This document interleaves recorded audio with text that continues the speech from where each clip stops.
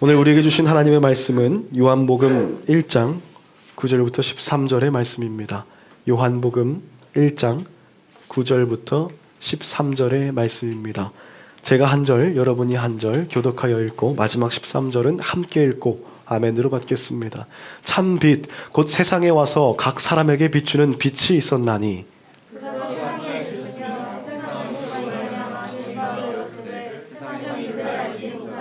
자기 땅에 오매 자기 백성이 영접하지 아니하였으나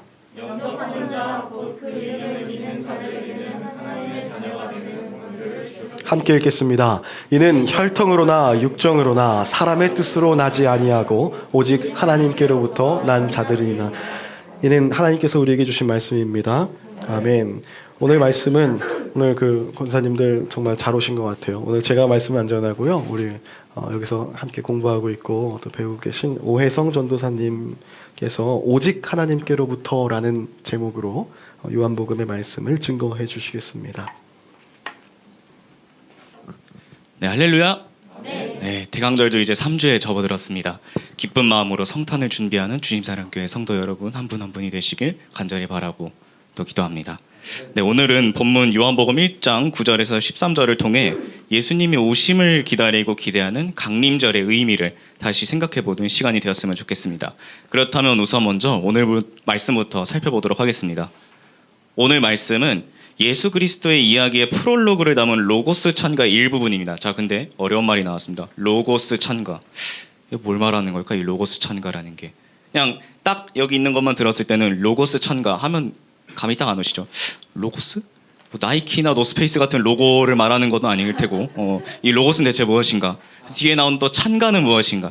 찬가 하면 차는 약간 찬양할 때 그 찬 같고 약간 가는 가요? 뭐 노래 부를 때 약간 그 노래? 약간 그런 것 같이 생각할 수 있는데 익숙하지 않은 단어죠, 확실히. 쉽게 설명해서 로고스는 그리스어로 말 혹은 이제 말씀을 의미합니다. 그리고 성경에서는 예수님을 가리킵니다. 찬가는 말 그대로 찬양의 뜻을 표현한 노래라고 생각하면 됩니다. 그럼 로고스 찬가는 뭡니까? 쉽게 말해서 그렇죠. 예수님 찬양, 예수님 찬양 이렇게 생각하시면 아주 쉽습니다. 네, 로고스 찬가, 예수님 찬양, 예수님을 찬양하는 뜻을 담은 노래 이렇게 생각하시면 됩니다. 그리고 오늘 말씀이 담긴 로고스 찬가는 예수님이 어떤 분이시며 그분이 무슨 말씀을 하셨고 그리고 그분이 무슨 일을 하셨는지에 대해서 적은 복음서의 프롤로그이기도 합니다. 자, 프롤로그란 또 무엇일까요? 프롤로그는 보통 소설에서 이제 보통 쓰이는 본 이야기에 앞서서 독자들에게 먼저 읽히게 하는 파트입니다. 그러니까 예를 들면은 제가 연한 형제님을 상대로 이제 글을 썼습니다. 이제 소설을 딱 썼어요. 태어나서 그 거상이 되는 과정까지의 제가 그 스토리를 발단, 뭐 전개, 위기, 절정, 결말을 거쳐서 거부가 되었다, 거상이 되었다, 뭐 이런 이야기를 쫙 썼는데, 근데 독자들이 이제 연한 형제님에 대해서 이해가 없잖아요. 이게 어떤 인물인가? 그래서 연한 형제님은 뭐 어떤 분이다, 이런 사람이다, 어디서 태어났고 어떻게 자랐고 어떤 유년 시절을 지냈고 이거를 다양한 방식으로 또 표현한 서두 부분, 이해시키는 부분, 그 부분이 이제 프롤로그입니다. 따라서 로고스 찬가에는 예수님이 어떤 분이시며 어떤 일을 하셨는지가 다 담겨 있어요. 그리고 로고스 찬가가 이야기하는 가장 핵심적인 내용은 로고스가, 즉 예수님이 우리에게 오셨다라는 사실입니다. 그래서 우리는 오늘 그 로고스 찬가의 본문을 통해서 한 가지 질문을 함께 나누려고 합니다. 예수님께서 우리에게 오신 것이 어떤 의미를 가지는가? 아주 중요한 주제. 예수님께서 우리에게 오신 것이 어떤 의미를 가지는가? 여기에 포인트를 맞춘 채 함께 말씀을 따라가 보도록 하겠습니다.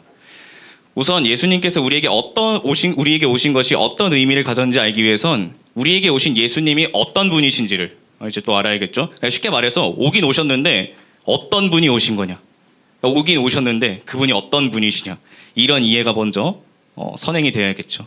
그리고 로고스 찬가는 그 시작부터 예수님이 어떤 분이신지를 너무 명확하게 말합니다. 처음부터 답을 다 밝히고 또 시작을 해요. 요한복음 1장 1절 새 번역인데요. 제가 읽어드리겠습니다. 태초에 말씀이 계셨다. 그 말씀은 하나님과 함께 계셨다. 그 말씀은 하나님이셨다.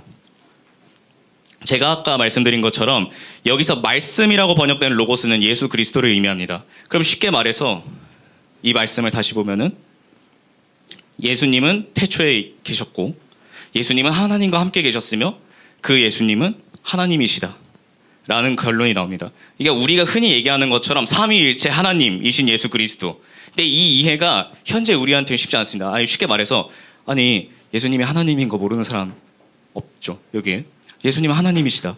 이 간단한 사실을 모르는 사람은 여기는 없잖아요. 그죠? 근데 이 고백 뒤에 담긴 배경은 그렇게 간단하지가 않았어요. 참 하나님이신 예수 그리스도라는 고백이 나오는 이 배경은 절대 간단하지 않았습니다. 오늘 본문 요한복음이 적힌 시대는 이제 90년도에서 100년 시대로 이제 추정이 됩니다. 장소는 지금의 터키가 있는 소아시아 지역으로 학자들이 추정하는데요. 그곳에 거하던 요한 공동체라는 공동체가 외부의 위협과 또 내부의 갈등에 대처하기 위해서 예수님의 말씀과 사역을 기억하고 기록한 책이 이제 요한복음입니다. 근데 여기서 외부의 적이 누구였을까? 이 외부의 갈등, 이게 누구였을까가 매우 중요한데, 이 외부의 적은 상대적으로 약자였던 요한 공동체를 핍박했던 유대교였습니다. 유대교가 왜 요한 공동체를 핍박했을까? 이유는 간단합니다. 예수가 뭔 신이야. 유대교가 요한 공동체를 공격했던 이유는 아주 간단했어요. 예수가 무슨 하나님이야. 십자가에 못 박혀 죽은 예수가 무슨 하나님이야. 이렇게 외치면서 상대적으로 약자였던 요한 공동체를 굉장히 많이 핍박했어요. 그래서 이 유대교의 핍박은 복음서에서도 우리가 볼 수 있고 또 사도행전에서도 우리가 확인할 수 있을 정도로 굉장히 가혹했습니다. 요한 공동체는 그래서 예수님의 참 하나님됨을 부정하면서 이제 요한 공동체를 공격하는 유대교에게 서두부터 카운터 펀치를 날린 거예요. 어퍼컷 날리고 훅 돌리고 이렇게 시작을 한 거예요. 무슨 소리야? 예수님은 참 하나님이시다 라고 시작하면서 그들의 공격을 처음부터 반박한 거죠. 태초에 말씀이 계셨다. 그 말씀이 하나님과 함께 계셨으며 곧 하나님이시다. 이 고백은 공동체가 무너지고 해체될 위협에서 나온 가장 위대한 고백입니다. 목숨을 걸고 한 고백이에요. 이 고백은. 이 고백을 통해서 현재 우리는 우리 자신의 모습을 다시 되돌아보게 됩니다. 현대에 들어서 우리가 지난주에 나왔던 동방박사 이야기 기억하시죠? 여기 처음 오신 분들도, 여기 어제 지난주에는 안 계셨지만 여기 오신 분들도 동방박사 이야기를 저희가 또 지난주에 나눴었습니다. 동방박사, 헤롯 왕, 그리고 유대 서기관과 율법학자들의 이야기를 저희가 그렇게 나눴었는데, 헤롯 왕처럼 예수님이 오셨다는 사실 자체를 부인하는 그런 사람들도 있습니다. 예수님 자체를 거부하는 사람들이죠. 그렇게 요한복음 1장 10절에 나온 것처럼 만물이 그로 말미암아 지음을 받았지만 세상은 그를 알지 못하고 또 예수님을 받아들이지도 않고 인정하지도 않습니다. 그게 우리가 지금 처한 현실입니다. 예수님이 오신 것을 기념하는 크리스마스의 주인이 산타클로스가 되거나 선물이 되거나 애인이 되거나 가족이 되거나 혹은 내가 되는 것처럼 말이죠. 그 휴일을 즐기는. 그런데 이렇게 아예 예수님을 받아들이지 않는 사람들은 일단 그렇다 치고, 그렇다면 예수님을 따르겠다고 선포한 우리는 어떨까요? 우리는 괜찮은 건가? 라는 질문. 이에 대해서 로고스 찬가가 예수님이 어떤 분이신가를 설명하는 또 하나의 표현을 우리가 또 찾아보도록 하겠습니다. 요한복음 1장 14절인데요. 좀 더 이해하기 쉽게 제가 이번에는 공동 번역본을 가지고 왔습니다. 그래서 공동 이 번역본을 우리가 함께 같이 읽어보도록 하겠습니다. 시작. 말씀이 사람이 되셔서 우리와 함께 계셨는데 우리는 그분의 영광을 보았다. 그것은 외아들이 아버지에게서 받은 영광이었다. 그분에게는 은총과 진리가 충만하였다. 네, 말씀이 사람이 되셔서, 즉 예수님이 인간이 되셔서, 다시 말해서 예수님은 참 하나님이심과 동시에 참 인간이시기도 합니다. 그러니까 참 하나님이시자 참 인간이란 이 표현, 참 하나님이시자 참 인간이신 예수 그리스도라는 이 표현은 우리에게 있어서 어색한 표현은 아닙니다. 한 번쯤은 다 들어봤을 법한 이제 그런 표현이에요. 그래서 이 이유가 뭐냐면, 인간의 죄를 구원할 수 있는 분은 하나님 한 분뿐이시고, 인간의 죄를 구원하기 위해서 예수 그리스도를 보내셔서 진짜 인간이 되셔서 우리를 구원하신 구원 역사를 우리는 알고 있습니다. 이에 대해서 처음 들으신 분이 계시다면 이에 대해서 이렇게 간단하게 설명을 할 수가 있습니다. 인간은 자신의 죄를 없애야지만 그럴 능력이 없다. 하나님은 그럴 능력이 있으시기에 직접 인간이 되셔서 이 땅에 오셔서 우리의 죄를 구원하셨다. 이걸로 간단하게 우리가 이해할 수 있습니다. 근데 이 너무나 뻔할 것 같은 이 말씀에도 똑같이 처절한 사투의 배경이 있었습니다. 제가 아까 말씀드렸죠. 이 요한복음을 쓴 목적에는 외부의 갈등과 그리고 내부의 갈등, 그걸 대처하기 위해서 쓰여졌다고. 자, 그럼 아까 우리가 외부의 갈등을 얘기했으니까 이제 내부의 갈등을 이야기할 차례입니다. 자, 이 내부의 갈등은 무엇이었을까요? 이것은 유대교와 정반대의 주장을 하는 사람들이었습니다. 극단에 있죠. 한쪽 극단에는 유대교를 믿는 사람들이 예수가 뭔 신이야 이렇게 얘기했다면, 다른 쪽 극단에는 뭐가 있을까요? 그렇지. 맞습니다. 그렇죠. 예수가 어떻게 인간이냐? 예수는 인간이 된 적이 없다. 이걸 주장하는 사람들을 우리는 맨 위에 나오는 가현설이라고 부릅니다. 가현설 또 자 어려운 말이 나왔습니다. 아까 로고스 찬가로 또 어려운 말을 쓰더니 또 가현설이라니 어려운 말이 나왔어요. 나 이것도 우리가 쉽게 갈 수가 있습니다. 왜냐하면 가현설은 쉽게 말해서 가는 거짓 가짜고 현은 나타날 현자입니다. 그러니까 쉽게 말해서 가짜로 오셨다. 진짜 오신 게 아니다. 그게 가현설주의자들입니다. 예수님이 인간으로 이 세상에 내려오신 적이 없다라는 말이에요. 그럼 뭐가 문제가 될까요? 예수님이 이 세상에 실제로 내려오신 적이 없다. 예수님은 하나님이시기만 하셨다. 인간으로 직접 내려오신 적이 없다. 그럼 이게 뭐가 문제가 생길까요? 무슨 문제가 생기냐면은 예수님의 탄생, 예수님의 사역, 예수님의 십자가, 예수님의 부활 모든 것이 거짓말이 됩니다. 아무런 의미가 없어져요. 왜? 실제로 일어난 일이 아니니까. 예수님이 이 땅에 인간으로 오신 적이 없는데 그게 어떻게 실제로 일어난 일인가 하는 문제가 생겨요. 그렇게까지 하면서 이 가현설을 주장했던 사람들은 예수님의 인간됨을 부정하고 오로지 신성만을 강조합니다. 근데 여기에는 엄청나게 치명적인 문제가 하나 있어요.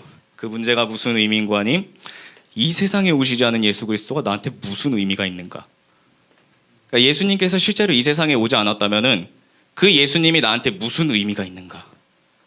우리가 예수님을 찬양하고 예수님의 십자가 사건을 돌이키면서 나의 죄를 구원하신 것을 묵상하고 찬양하는데 예수님께서 이 세상에 실제로 오지 않으셨다면 그 찬양과 그 고백과 그 믿음이 무슨 의미가 있는가? 이런 문제입니다.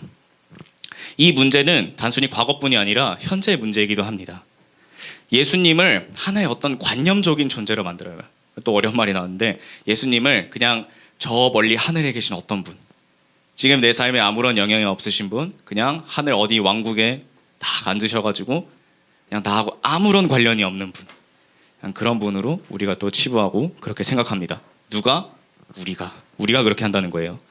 예수 나의 구주, 나의 왕, 나의 지도자. 말은 그렇게 우리가 모두가 하는데 정작 예수님의 말씀이 우리 안에서 살아 숨쉬는가를 다시 묻는다면은 그렇지가 않다는 거를 여러분뿐만이 아니라 저조차도 일상생활에서 그렇지 않다는 걸 우린 너무 쉽게 깨닫곤 하고 또 거기에 대해서 다시 돌이켜보게 됩니다. 예수님을 섬긴다고 하고 나의 왕이자 하나님으로 바라보지만 여기 가현설을 주장했던 사람들이 그랬던 것처럼 저기 멀리 하늘 어딘가에 계신 분으로 예수님을 생각합니다. 그렇게 예수님을 내 인생과 멀리 떨어져 있는 무언가로 그렇게 생각하는 세계에, 그리고 반대적으로 예수님을 아예 거부하는 세상에 요한복음의 로고스 찬가는 오늘날에도 계속해서 유효한 말씀을, 메시지를 선포하고 있습니다. 참 하나님이시며 참 인간이신 예수 그리스도께서 이 세상에 직접 오셨다. 태초에 계신 말씀이 사람이 되어 이 세상에 계셨다. 그분이 요한복음이 소개하는 참 하나님이시며 참 인간이신 예수 그리스도라고 우리는 알 수 있게 됩니다. 자, 그렇다면 우리가 예수님이 어떤 분이신지 이제 알았습니다. 참 하나님이시며 참 인간이신 예수 그리스도라는 의미가 어떤 의미를 담고 있는지 우리가 알아보게 되었어요. 그렇다면은 오늘 본문이 담긴 로고스 찬가 2의 두 번째 파트. 자, 예수님이 그런 분이시라면 사람이 되신 예수 그리스도께서 우리에게 오심으로써 우리는 어떻게 되는가? 자, 예수님이 오셨다. 근데 그 오신 분이 어떤 분이신지 알았다. 그럼 그분이 오심으로써 우리는 어떻게 되는가? 이제 이거를 우리가 파악을 해야 되죠. 한마디로 요약하면 그렇다면 우리는 어떻게 되는가? 자, 그 답을 알기 위해서 먼저 우리 요한복음 1장 5절부터 봅시다. 5절은 다음과 같이 말합니다. 빛이 어둠에 비치되 어둠이 깨닫지 못하더라. 여기서 나오는 이 깨닫지 못하더라 할 때 이 깨닫다를 그리스어 원어로는 카타 람바노라고 읽습니다. 이게 되게 어려운 단어예요. 이게 알파벳처럼 생긴 알파벳이긴 한데 이게 우리가 흔히 생각하는 영어 알파벳과는 굉장히 뭔가 다른 그런 단어를 읽는데 좀 어렵긴 하죠. 카타 람바노라는 단어인데 이 카타 람바노에는 이해하다라는 뜻도 있지만 깨닫다, 이해하다라는 뜻도 있지만 이기다라는 뜻도 있어요. 그러니까 중의적인 의미를 담고 있는 단어입니다. 이 단어가. 그래서 그 말인즉슨 빛이 아무리 있다고 해도 어둠은 그 빛을 이길 수 없을 뿐더러 그 빛을 이해하지도 못한다는 뜻입니다. 그러니까 이게 무슨 말일까요? 그 내용을 요한복음 1장 9절에서 11절이 풀어서 설명합니다. 공동 번역본입니다. 제가 읽어드릴게요. 말씀이 곧 참 빛이었다. 그 빛이 이 세상에 와서 모든 사람을 비추고 있었다. 말씀이 세상에 계셨고 세상이 이 말씀을 통하여 생겨났는데도 세상은 그분을 알아보지 못했다. 그분이 자기 나라에 오셨지만 백성들은 그분을 맞아주지 않았다. 세상은 예수 그리스도를 알아보지 못합니다. 더군다나 온 만물이 세상이 예수 그리스도를 통해서 생겨났음에도, 그리고 그분이 그분 자신의 나라에 오셨음에도 사람들은 그를 알아보지 못합니다. 빛이 어둠에 비쳤지만 그 어둠은 빛을 이기지 못할 뿐더러 심지어 이해하지도 못합니다. 그것이 현재 크리스마스를 맞이하는 현재의 세상입니다. 빛 대신 예수님은 온 세상을 비추지만 그 빛을 사람들은 이해하지 못합니다. 혹은 예수님을 내가 믿습니다라고 하지만 예수님을 정작 아까 얘기했던 것처럼 저기 멀리 하늘 어딘가에 계신 분으로 생각하는 경우도 굉장히 많이 있죠. 예수님께서 오셨지만 결과적으로 이 세상의 주인이 자기인 것처럼 판단하면서 그렇게 행동합니다. 그리고 그런 자신의 행동을 정당화시키죠. 그게 우리가 지금 현재 처한 현실입니다. 그러나 오늘 말씀 요한복음 1장 12절에서 13절은 그 현실에 대고 다음과 같이 외칩니다. 이 말씀은 우리가 함께 같이 읽도록 하겠습니다. 시작. 그러나 그를 맞아들인 사람들, 곧 그 이름을 믿는 사람들에게는 하나님의 자녀가 되는 특권을 주셨다. 이들은 혈통에서나 육정에서나 사람의 뜻에서 나지 아니하고 하나님에게서 났다. 예수 그리스도를 영접한 이들, 그리고 그 이름을 믿는 사람들, 그들에게 하나님의 자녀가 되는 특권이 주어집니다. 근데 중요한 건 13절입니다. 밑에 부분이에요. 죄송합니다. 하나님의 자녀가 될 수 있는 것은 혈통으로 인함이 아닙니다. 우리 몸에 흐르고 있는 인간의 노력 때문이 아니에요. 육정과 사람의 뜻, 즉 사람의 의지와 감정, 욕구로 인함도 아닙니다. 그럼 이게 무슨 말일까요? 하나님의 자녀가 되는 것은 우리가 뭔가를 했기 때문에, 우리의 공로, 우리의 행동, 우리의 판단, 우리의 삶, 그것 때문에 되는 게 아니라 우리가 하나님의 자녀가 될 수 있는 것은 오직 하나님께로부터 우리가 났기 때문입니다. 이게 요한복음 로고스 창가가 전하는 가장 중요하고 핵심적인 메시지입니다. 하나님이 우리를 선택하시고 우리를 다시 태어나게 하시며 우리를 의롭다 칭하십니다. 주어는 내가 아니에요. 주어는 오직 하나님 한 분뿐이십니다. 그게 하나님의 절대 주권이고, 우리를 의롭다 칭하시며 십자가에서 대신 죽으심으로 우리를 구원하신 예수 그리스도의 구원사의 핵심입니다. 예수님이 이곳에 오신 의미가 어떤 의미입니까? 우린 대강조를 통해서 여러 말씀을 함께 나눴잖아요. 임마누엘, 하나님이 이곳 현재에 계심을 우리가 함께 나눴었고, 머리와 가슴으로 예수 그리스도를 맞이한 동방박사의 이야기를 우리가 지난주에도 나눴었죠. 예수님께서 이 땅에 오신 것은 우리를 하나님의 자녀가 되는 권세를 주심으로 그분 안에 있는 생명을 영원히 누리게 하기 위해서 우리를 부르신 겁니다. 요한복음 20장 31절도 그걸 위해서 이 책을 기록했다고 말합니다. 31절 이렇게 말합니다. 오직 이것을 기록함은 너희로 예수께서 하나님의 아들 그리스도이심을 믿게 하려 하며 또 너희로 믿고 그 이름에 힘입어 생명을 얻게 하려 함이니라. 성탄의 의미는 거기에 있습니다. 임마누엘, 하나님이 왜 여기에 오셨는가? 왜 참 하나님께서 참 인간이 되어서 여기에 오셨는가? 우리에게 하나님의 자녀가 되는 권세를 주기 위하여서 우리를 하나님으로부터 다시 태어난 자들이 되게 하기 위하여, 하나님의 자녀로 부르시기 위하여. 그게 그 이유입니다. 대강절 기간 동안 성탄의 의미인, 예수님이 이 세상에 오신 의미인 우리에게 하나님의 자녀가 되는 권세를 주신 것을 기억하고 묵상하는 것, 거기에 성탄의 진짜 의미가 담겨져 있습니다. 우리가 말씀을 마치기 전에 마지막으로 꼭 하나 다루고 넘어가야 할 것이 있습니다. 13절 말씀을 가지고, 아까 우리가 13절에서 오직 하나님께로부터라는 이제 말씀이 나왔죠. 하나님의 자녀가 되는 게 그럼 우리의 행동이나 우리의 공로나 우리의 일 때문이 아니라면은 그럼 우리 막 살아도 되는 건가요? 라는 질문을 꼭 던지시는 분들이 계십니다. 이제 그분들의 의도는 믿음과 실천을 다르게 본다는 그런 것에서부터 시작을 하는데, 그렇지가 않다는 걸 이 자리에서 꼭 말하고 가야 될 것 같습니다. 오늘 우리가 함께 다룬 본문 요한복음의 말씀은 믿음을 하나님의 은혜의 행위로 봅니다. 하나님의 은혜로 봐요. 믿음은 쉽게 말해서 우리가 그냥 내가 믿는 것, 그렇게 간단하게 표현되는 무언가가 아닙니다. 왜냐하면 요한복음에서 믿음은 인간의 생각부터 뿌리째로 바꿔버리기 때문에요. 예수 그리스도를 따라 사는 그 순간부터 우리의 생각은 세상에 기초하지 않게 됩니다. 왜? 진짜 믿게 된다면은 우리의 생각부터 뿌리채로 바뀌니까. 그게 그 무슨 말이겠어요? 믿음은 우리의 행동까지 전체적으로 다 바꿔버립니다. 믿음인데 실천이 따르지 않는다? 믿음을 가지고 있는데 행동이 뒤따르지 않는다? 믿음을 가지고 있는데 내 삶이 바뀌지 않는다? 그러면 우린 아직 제대로 믿고 있는 건 아니죠. 이 앞에서 저를 포함해서 우리 모두는 다시 생각해 보게 됩니다. 나는 정말 하나님께서 주신 믿음대로 살고 있는가? 예수 그리스도의 오심을 기념하는 성탄이 점점 다가옵니다. 우린 어디에 있습니까?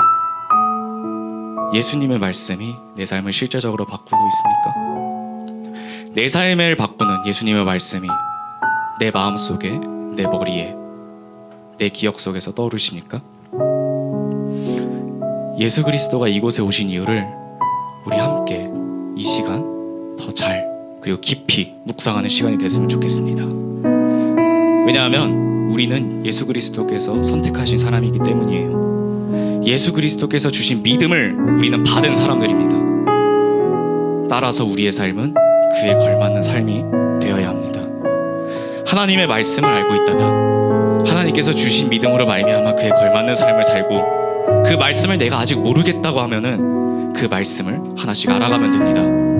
아직 나 잘 모르겠습니다. 맞아요.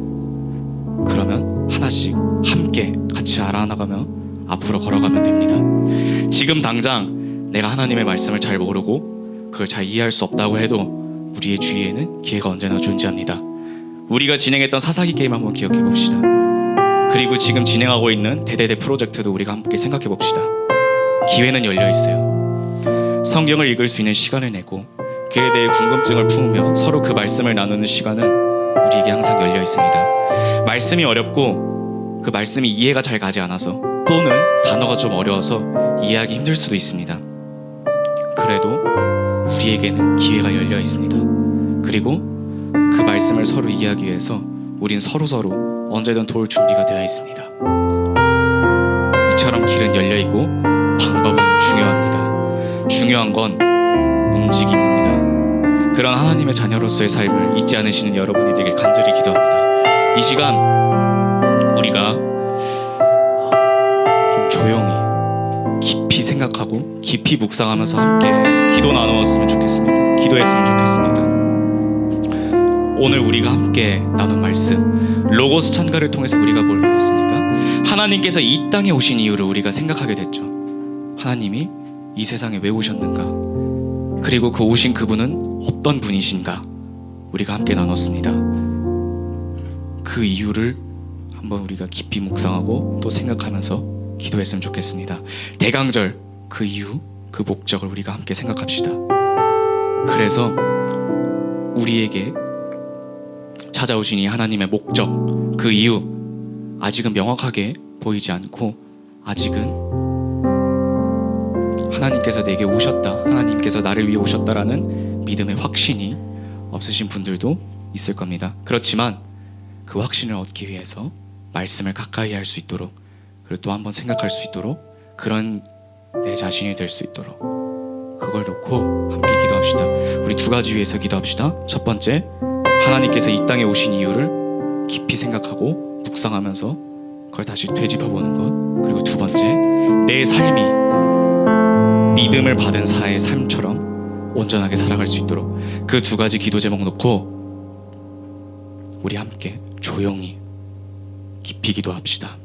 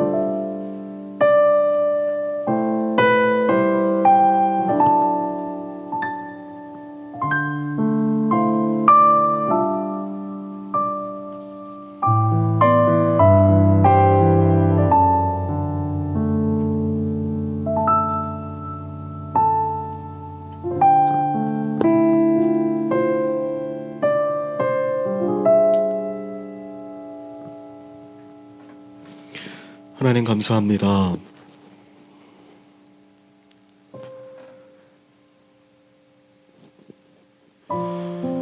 오늘 오해성 전도사를 통하여서 우리에게 들려주신 말씀, 하나님, 우리가 굳건히 붙들길 원합니다. 하나님, 이 모든 것의 시작이 하나님이시고 이 모든 것의 마침이 모두 하나님께 있음을, 그리고 그것이 예수 그리스도의 이름으로 성취됨을 하나님 우리가 기억하게 하여 주시옵소서. 하나님, 어쩌면 세상에서 가장 긴 여행의 거리는 두 뼘밖에 되지 않는 우리 머리와 가슴의 거리일지 모릅니다. 하나님, 우리가 오늘 알게 된 것, 또 깨달은 것들이 우리 마음 가운데로 옮겨와 깊이 뿌리 내리고 그것이 우리의 믿음의 양분이 될 수 있도록 하나님 도우시고 함께하여 주시옵소서. 이 대강절 따라갑니다.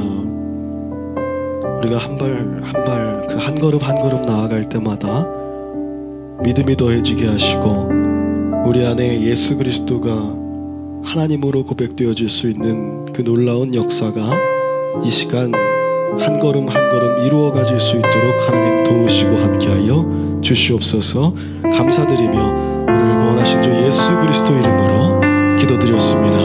아멘. 우리 이 시간 함께 주기도문 하심으로 오늘 예배를 하나님께 올려드립니다. 하늘에 계신 우리 아버지, 아버지의 이름을 거룩하게 하시며 아버지의 나라가 오게 하시며 아버지의 뜻이 하늘에서와 같이 땅에서도 이루어지게 하소서. 오늘 우리에게 일용할 양식을 주시고 우리가 우리에게 잘못한 사람을 용서하여 준 것 같이 우리 죄를 용서하여 주시고 우리를 시험에 빠지지 않게 하시고 악에서 구하소서. 나라와 권능과 영광이 영원히 아버지의 것입니다. 아멘.